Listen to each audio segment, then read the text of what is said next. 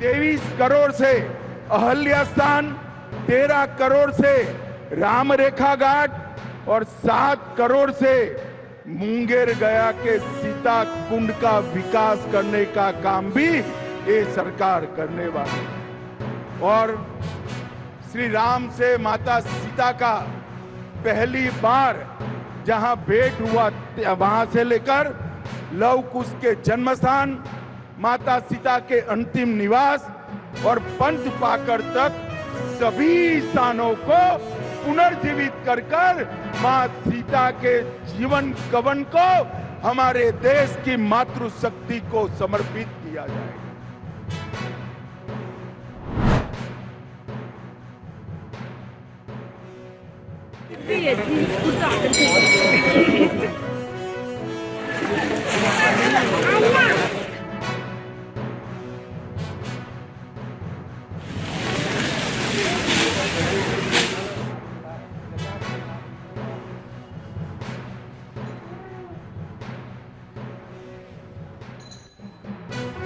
So ಹಾಗಾಗಿ ತೋರಿಸೋಣ ಅಂತ ಕರ್ಕೊಬಂದಿದ್ದೀವಿ. ಖುಷಿ ಆಯಿತು ತುಂಬ.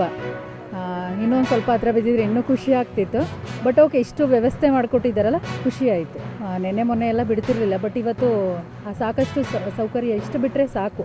ಅವ್ರಿಗೋಸ್ಕರನೇ ಬಂದಿರೋದು. ಸೊ ಅವರು ನೋಡಬೇಕಂತ ಹೇಳಿನೇ ಬಂದಿರೋದು.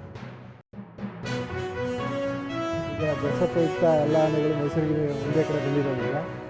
ಅಷ್ಟು ಆನೆಗಳನ್ನ ಒಂದೇ ಸತಿ ನೋಡ್ತಾ ಇರೋದು ತುಂಬ ಖುಷಿ ಆಗ್ತಾಯಿದೆ. ಮಕ್ಕಳುಗಳನ್ನು ನಾವು ಕರ್ಕೊಬಂದು ತೋರಿಸ್ಬೇಕು. ಹತ್ತಿರದಿಂದ ಕಾಡಲ್ಲಿ ಒಟ್ಟಿಗೆ ಸಿಗೋದಿಲ್ಲ ಇಷ್ಟೊಂದು ಆನೆಗಳನ್ನ ನೋಡೋಕ್ಕೆ. ಮತ್ತು ಕಾಡು ಪ್ರಾಣಿಗಳು ಅವು ಚೆನ್ನಾಗಿ ನಿಂತ್ಕೊಳ್ಳೋದು ಪೂರ್ತಿ ನೋಡೋಕ್ಕಾಗೋದಿಲ್ಲ. ಇಲ್ಲಿ ಪೂರ್ತಿಯಾಗಿ ನೋಡ್ಬೋದು ಆನೆಗಳನ್ನ. ತುಂಬ ಖುಷಿ ಆಗ್ತದೆ.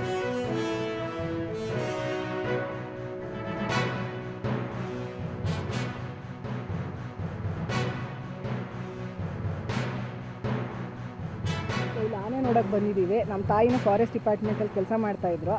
ಸೊ ಮಕ್ಳಿಗೆ ಆನೆ ತೋರಿಸೋಣ ಅಂತ ಬಂದ್ವಿ. ಮಕ್ಕಳು ಖುಷಿಯಾಗಿದ್ದಾರೆ. ಹೌದೌದು, ಮಕ್ಳಿಗೋಸ್ಕರ ತೋರ್ಸೋಕ್ಕೆ ಬಂದಿದ್ದಾರೆ. ಇಲ್ಲಿ ಪೂಜೆ ಮಾಡಿಬಿಟ್ಟು ಒಂದು 4 ಕಾಲಿಗೆ ನಾವು ಇಲ್ಲಿಂದ ಕಳಿಸ್ಕೊಡ್ತೀವಿ ಅರಮನೆಗೆ.